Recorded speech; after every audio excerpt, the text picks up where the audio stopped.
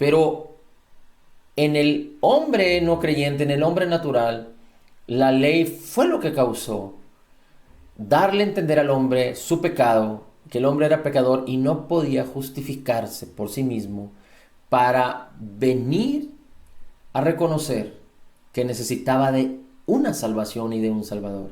Y entonces el Espíritu de Dios entra en operación, convenciendo al mundo de pecado, de justicia y de juicio, para darle la oportunidad a que a todo aquel que no tiene a Cristo pueda tener la aspiración de venir al conocimiento de la verdad a través de recibir y aceptar a Cristo como Señor y Salvador, a través de venir a Cristo y aceptar el pago que Jesús hizo por todos nuestros pecados.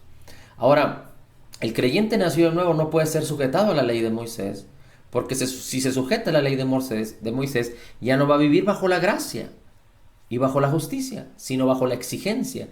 Y si se pone a vivir bajo la exigencia y bajo la ley, va a vivir bajo la carne. Y la carne no puede apropiarse de la bendición que Dios ya nos dio en su espíritu.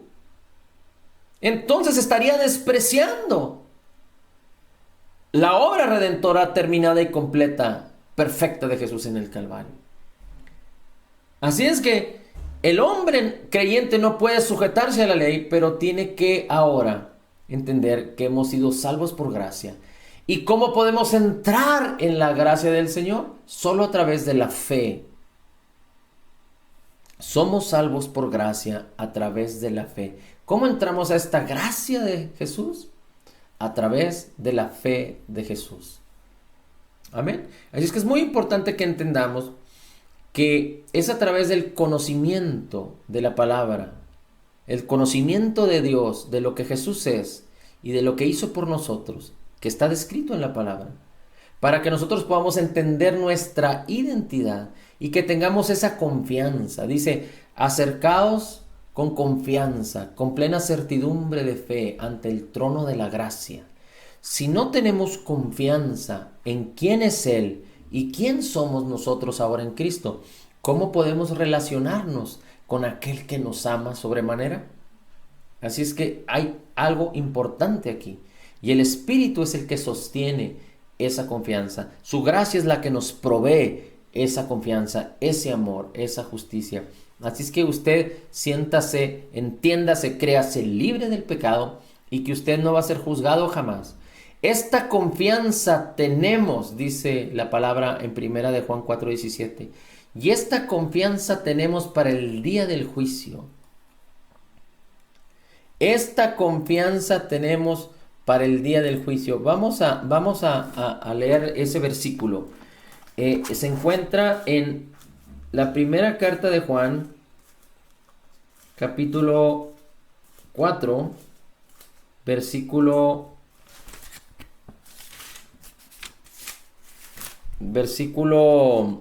17. Primera carta de Juan 4, versículo 17.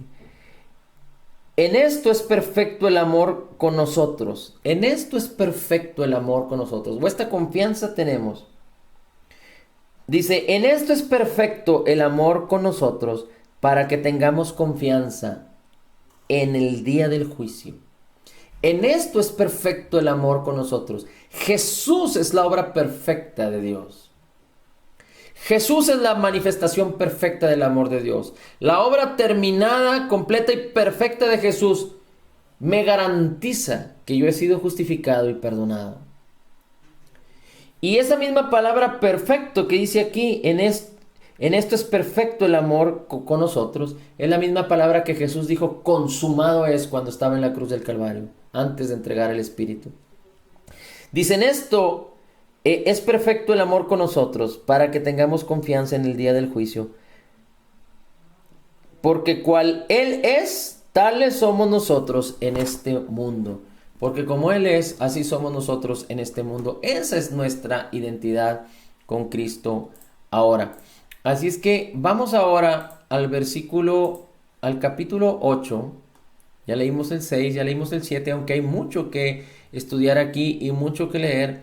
Pero es muy importante que entendamos que si somos creyentes nacidos de nuevo, no podemos querer sujetarnos a la ley de Moisés, porque entonces vamos a caminar bajo la carne y la ley exige. Pero antes bien, Dios proveyó la gracia en Cristo Jesús, porque la gracia ya proveyó. No se trata de exigir. Muchos creyentes nacidos de nuevos vienen al conocimiento de la verdad con Jesús, entregan sus vidas a Cristo, y una vez que se convierten en creyentes, los mismos creyentes empiezan a exigirles y se convierten en ley para ellos. Y no es así. Con buenas intenciones quizá, pero con una mala interpretación de la palabra, conociendo y entendiendo incorrectamente la palabra, ponen exigencia y carga sobre los hombres, como sufrieron los colosenses, o muchos como sufrieron los gálatas. Los gálatas se fueron por la ley y Pablo tuvo que corregirlos. Los colosenses se fueron por los mandamientos de hombres.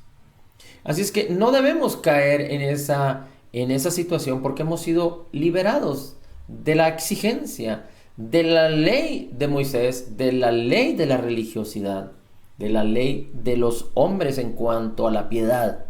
No estoy hablando de la ley de los gobiernos o en la ley que nos rige, pero usted sabe que la ley pone límites. Y nosotros en este mundo vivimos bajo límites. Y eso es bueno. Pero ahora nuestros límites están en la ley del Espíritu de vida en Cristo Jesús. La ley del Espíritu de vida en Cristo Jesús. Así es que más que poner nuestras mentes y nuestros corazones en qué es lo que debemos hacer y no debemos hacer para no pecar, no, antes bien es qué es lo que somos, a qué hemos sido llamados, para no permitir que el mal, que el enemigo de nuestras almas, que el diablo nos tome, nos ofenda, nos haga perder, que tome ventaja de nosotros. Eso es lo que debemos, en lo que debemos poner nuestra atención, ocuparnos en Cristo, resistir al diablo para que huya de nosotros. Debemos de dejarnos de preocupar en qué haremos y qué no haremos, porque hemos sido liberados del pecado. Pero si nos ocupamos de Cristo y ponemos nuestro corazón en Él y buscamos con el propósito de Dios, que es tener comunión con Cristo, con su Espíritu, con su palabra, para que su carácter se manifieste y su poder se mueva en nosotros, y que a través de la fe podamos hacer que se manifieste toda esa bendición que ya nos fue dada por gracia en Cristo Jesús, entonces estaremos viviendo en lo mejor de Dios, que es el objetivo. Porque vivir en lo mejor de Dios tiene que ver con estar participando de su naturaleza divina, de la gloria de Jesús, de las riquezas en gloria, del poder de Dios, de la paz, del gozo, del amor, de la templanza, de la mansedumbre, de la benignidad, de la bondad, y causando una bendición tan tremenda que muchos verán a Cristo en nuestras vidas. Y entonces creerán que Jesucristo vive. Amén.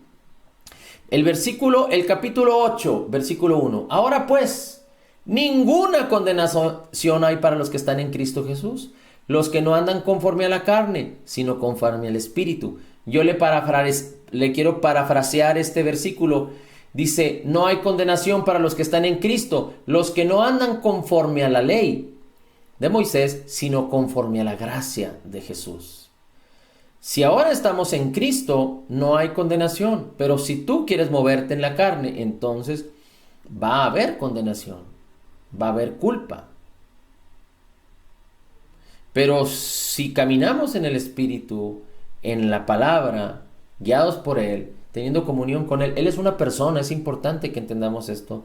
Porque el versículo 2 dice, porque la ley del Espíritu de vida en Cristo Jesús me ha librado de la ley del pecado y de la muerte, porque lo que era imposible para la ley, por cuanto era débil por la carne, Dios, enviando a su Hijo en semejanza de carne de pecado a causa del pecado, condenó al pecado en la carne. Y se refiere a lo que Jesucristo hizo en la cruz del Calvario, para que la justicia de la ley se cumpliese en nosotros, que no andamos conforme a la carne, sino conforme al Espíritu.